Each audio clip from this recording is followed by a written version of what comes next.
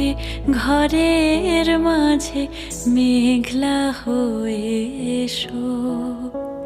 শ্রান্ত চিবুক অন্তরালে বিষণ্ণতায় ভেসো, না হয় একটু প্রাণে বিহান